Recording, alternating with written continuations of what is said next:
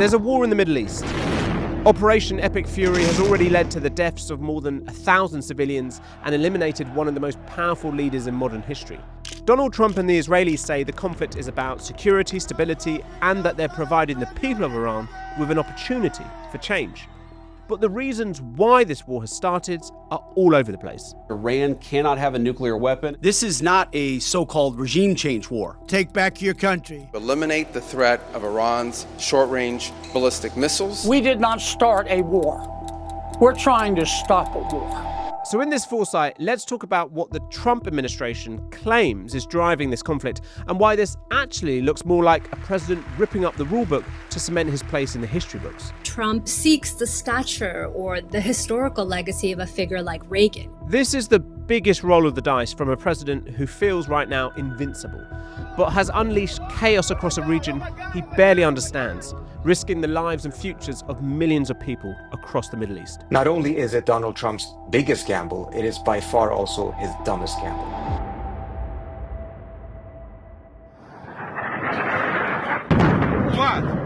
The US and Israel have launched a massive military operation with no clear end in sight.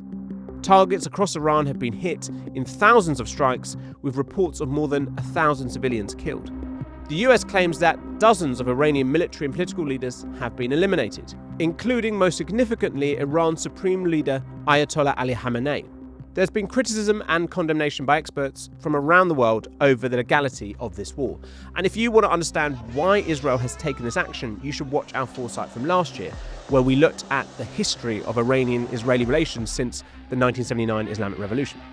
But what you need to know now is that for his entire political career, the Israeli Prime Minister Benjamin Netanyahu, he's wanted to eliminate a regime he considers an existential threat to Israel. מאפשר לנו לעשות את מה שאני מייחל לעשות כבר 40 שנה.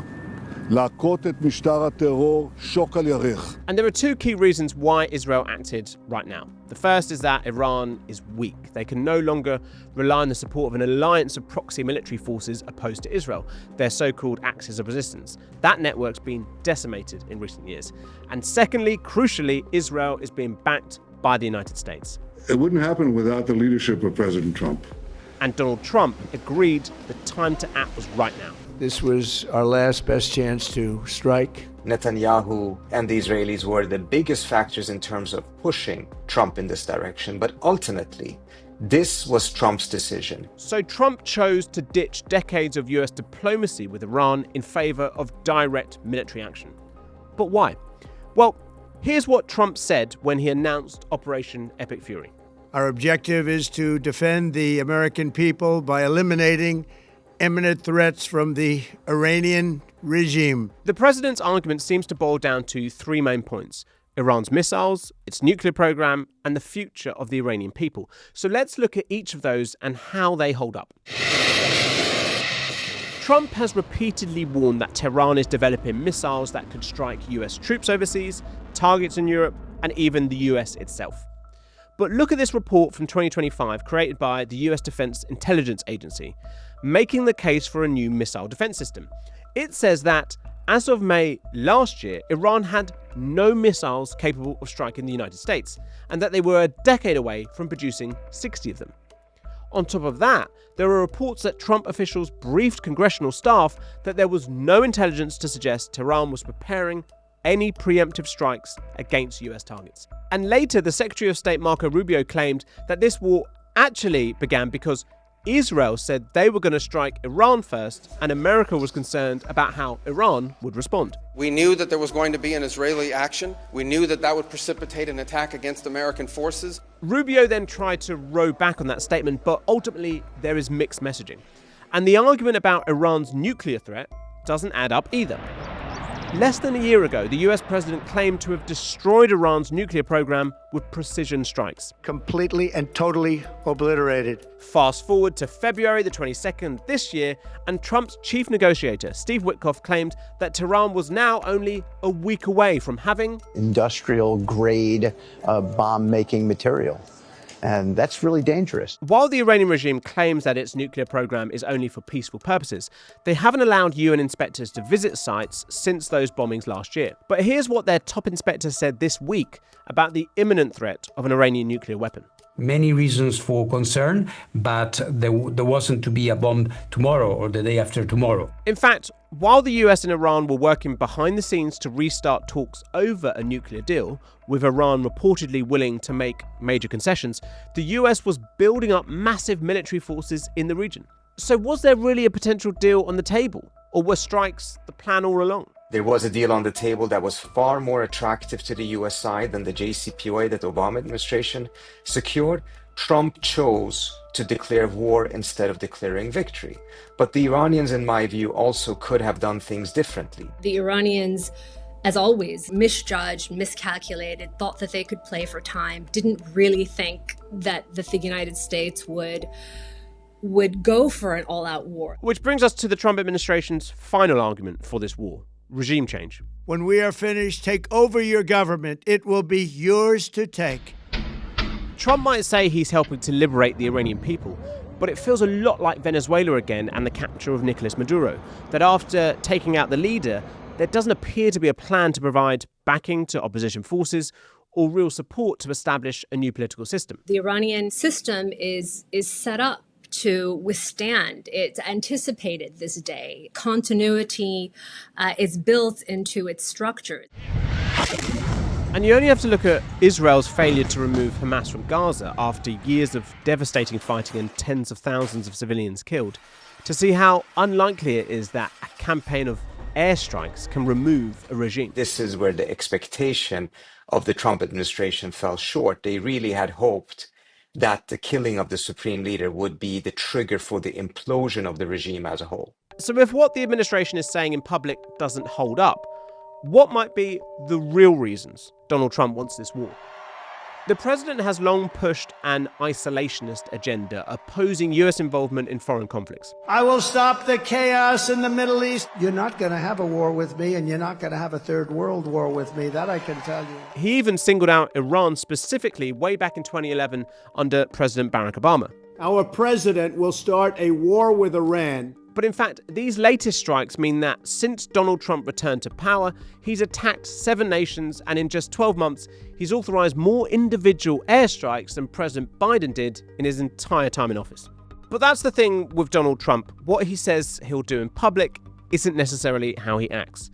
He's never been a true isolationist, and he seems to have learned a few things from his first term as president. Back then, he was surrounded by advisors who tried to restrain his instincts on policy. But when he was allowed to act on those instincts, when it came to foreign policy at least, as far as he was concerned, it worked for him. In 2020, after years of planning, the United States had this opportunity to kill a top Iranian military leader, Qasem Soleimani. Trump was told an assassination could lead to heightened tensions or even a major conflict. But he disagreed with that advice and, without informing Congress, he ordered Soleimani's killing in a drone strike on Iraqi soil. He has been lulled into this notion that everything he's decided, that everyone told him you cannot do it, he has been proven right, they have been proven wrong. Trump decided that using American military power in one massive operation has a dramatic and decisive impact. In other words, it's foreign policy as reality TV. Just look at how Pete Hegseth described this war. We are punching them while they're down. Death and destruction. We are just getting started. And then look at this shocking video that the White House posted.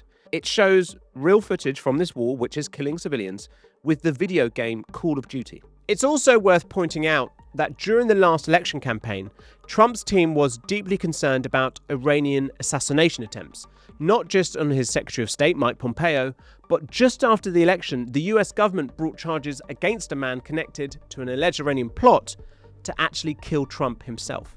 And the president told ABC that the elimination of the Ayatollah was personal. He told me, I got him before he got me. They tried twice. Well, I got him first. And there's something else personal driving Donald Trump's push for war: his legacy.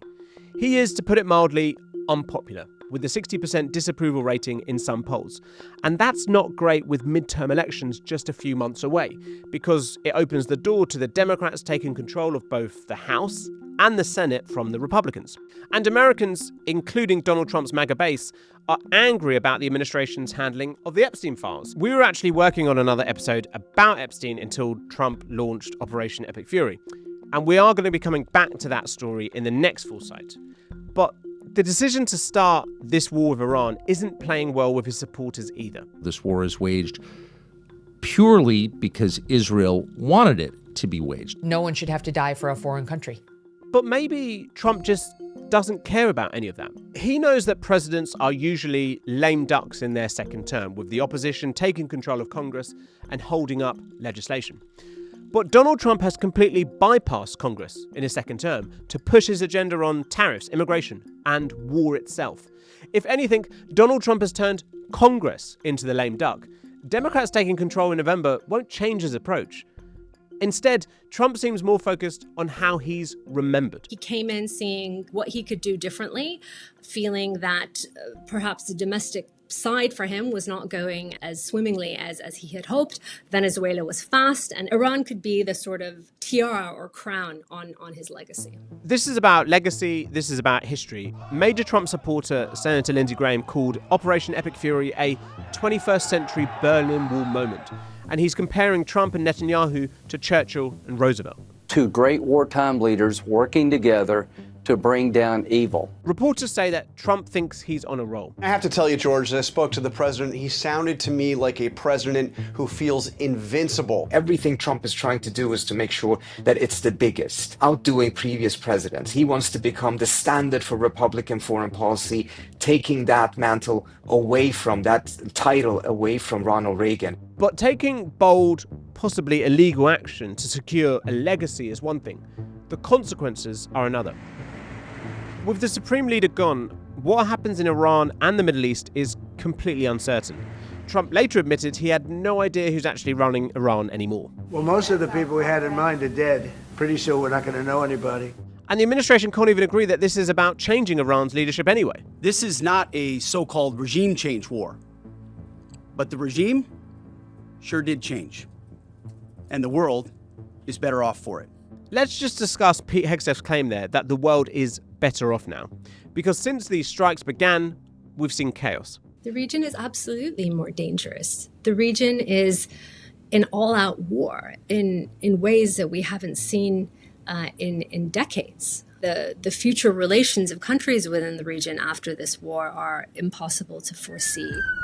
In Iran, while military and regime leaders are being targeted, it's mostly civilians suffering. The single deadliest strike in this war so far was on a girls' school in Minab in the south of Iran. 165 people were killed, the majority girls aged 7 to 12, according to Iranian officials. No one has taken responsibility for the strike, and the United Nations is calling for an urgent investigation into what it called an horrific and deeply disturbing attack. Beyond the more than 1,000 civilian deaths in total so far across Iran, Israeli strikes have killed dozens more in Lebanon. Retaliatory strikes by Iran have killed civilians in Israel too. 6 US military personnel have died, and the US embassy was hit in a strike on Riyadh in Saudi Arabia. Iranian drones and missiles have been hitting civilian and military targets in countries across the Middle East, from Cyprus to Dubai. This has quickly escalated into a chaotic regional war. What the Iranians are planning to do is to fight back, make this war as costly as possible, so that after they agree to a ceasefire, everyone believes that it was a mistake to start this war. Gulf states have long welcomed business and tourists from around the world. They've been seen as safe havens from regional violence, and they host a number of US military bases too.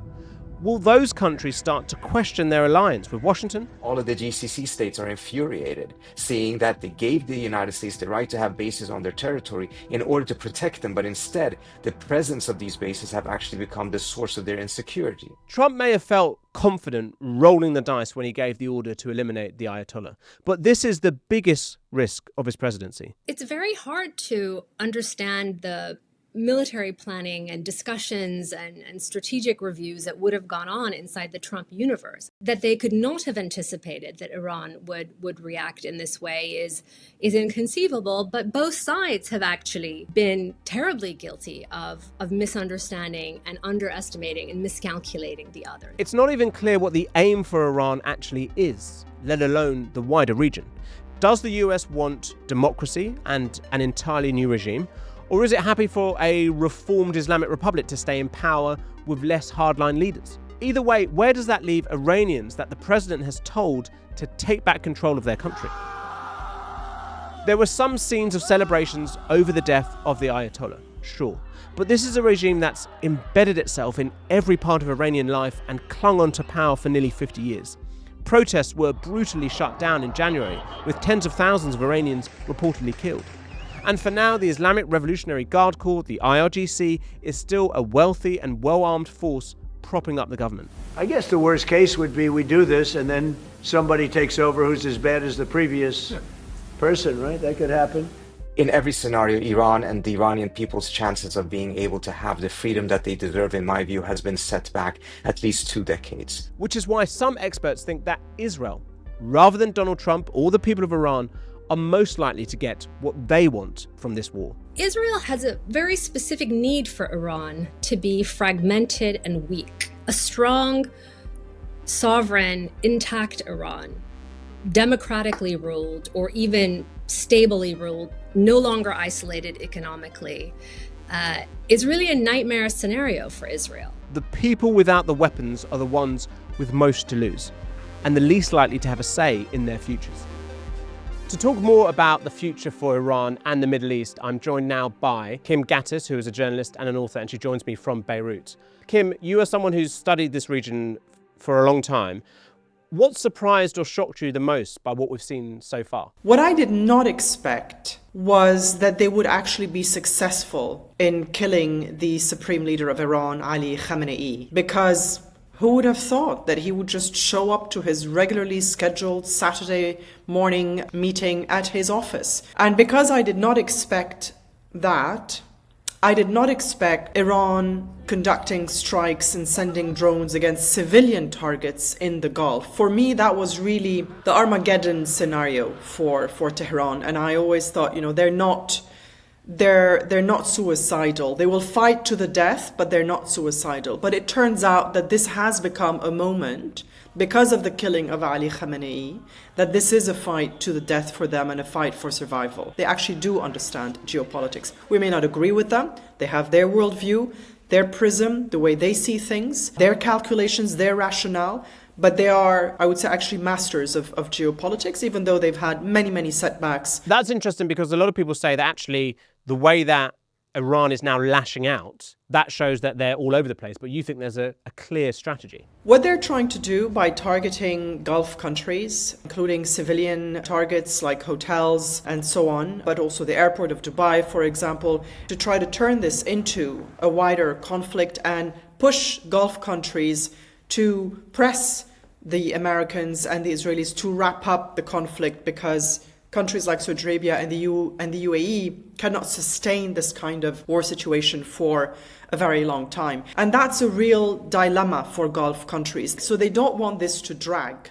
On the other hand, they don't want this to end quickly, inconclusively, with a vengeful regime still in place that could continue to make their lives difficult in the region. So it's really a catch-22. I mean, the Trump administration has come out with all these different reasonings behind starting the war. Do you think they've given any thought into the day after, the consequences? It doesn't sound like it, and that is what is the most concerning about this. Aside from the fact that it was not a preemptive strike, there was no imminent threat, it is done without congressional approval, without UN support, without an international coalition. Setting aside all of that, the laundry list of reasons why President Trump thought he should go to war is already problematic, because it means you don't have a defined goal. You don't know how you're going to define success. Is it when you've destroyed all the ballistic missiles? Is it when you've killed Ali Khamenei? Clearly not. Is it when you found the stockpile of uranium? Is it when you've installed a new president of Iran, whoever that may be? And when it comes to new leadership in Iran, I find it incredibly callous of President Trump to say, well, we had three people in mind in terms of the next leadership, and, they were great options. Oh, but actually they were killed in a strike. What kind of planning is that? And I find that the most concerning. And the reason why that is concerning, especially, is for the Iranian people, who are now stuck between America and Israel, who are waging war without a defined goal, without a definition for success, without a plan for the day after, and a regime stuck between that and a regime that is only going to become more oppressive, more repressive, rounding up dissidents or anyone who criticizes, sending out the police to round up people. And potentially also, if there is a breakdown of the state, they'll find themselves in, a situation of chaos and potentially civil war. You're in Lebanon where the IDF is advancing. Do you see this war not just expanding in places like Lebanon, but elsewhere? I think we're in slightly uncharted territory. And of course, we have to see what else the United States and Israel are planning in terms of strikes against Iran, whether this does wrap up in the next few days or week under pressure from Arab allies, or whether it continues, and what are exactly Israel's plans, or what does success look like for Israel. And I think that looks very different from what President Trump has in mind. I find it really rather ironic that, in a very sad way, that Iranian officials used to boast that they controlled 4 Arab capitals, Beirut, Damascus, Baghdad, and Sana'a. And now we have an Israeli prime minister boasting that he's fighting on 7 battlefronts. And we heard from him just 2 days ago after this started, saying that he's been waiting, that this has been his dream for 40 years. He didn't quite define the dream, the contours of that dream. But I think that, if we've been living with the dynamics of the era of the Iranian Revolution, launched since 1979, with the regional architecture that Iran put in place since then, we are now very much entering the Middle East of Bibi Netanyahu. But some are saying that what Israel wants in Iran is chaos, civil war, something which makes it no longer a rival, and that America wants something very different, which is a democratic, stable Iran. Very possibly, although I take some issue with the word democratic, because I think it's an illusion to think that we could go from where we are today in Iran to a democratic Iran, unfortunately. Not because democracy is not within the realm of possibilities for the Iranian people, but because I don't think that's where we're heading. Does Israel want chaos, a collapse of the state? I find it really hard to accept that anybody would want that, because that is just not in the long-term interest of any country in the region, including Israel. Why would you want chaos all around you and war forever? I think the Israeli people deserve better than that. And they deserve what, had been discussed with countries like Saudi Arabia, which is to establish ties with a country like the Kingdom of Saudi Arabia, which would bring along 2 billion Muslims as custodians of the 2 holy sites, in exchange for a credible path towards a Palestinian state. I think that has a lot more promise for a secure, stable, and peaceful Israel at peace with its region, with its neighbors in the region, rather than constant war, which is exhausting for the people, exhausting for the army, and exhausting for the economy of Israel. And finally, when we talk about the consequences of this war, I guess we always forget what the Iranian people themselves want. Now we're seeing more Iranians than ever wishing for outside intervention, because they've tried to remove this system, this Islamic Republic regime, for decades, with repeated uprisings that have been painful and costly for Iranian civilians and very brave protesters. So they've been wishing now for the overthrow of their system with outside help. And we saw people in Tehran in videos that were published online that were celebrating the death of Ali Khamenei. But I think history teaches us that, regime change from outside without a day after plan, as America seems to, keep repeating this mistake, is not going to lead to good results for the Iranian people. And I fear that not only are they going to live through war, but at the end of it, they're not going to get what their hearts desire, which is a more just and fair and representative government. And President Trump doesn't care, and neither does Netanyahu. Kim Ghattas, thank you very much for talking to me. Thank you. Thanks for having me. Thanks for watching this episode of FourSight. Big thank you to our contributors. That's Azadeh Moaveni, Trita Parsi, and Kim Ghattas. We've done a few episodes on this region. We did one about Iran and Israel and their relationship. We also did one recently about the strength of the regime in Iran following the recent protests. Now, please write in the comments about what other countries or topics around this region and this conflict you want to hear about. We are next going to be coming back to the Epstein files, as I said, because that's a really important topic you want to hear about. But that doesn't mean we can't come back to this conflict and this region. So as ever, please make sure you give us a like and subscribe for the FourSight.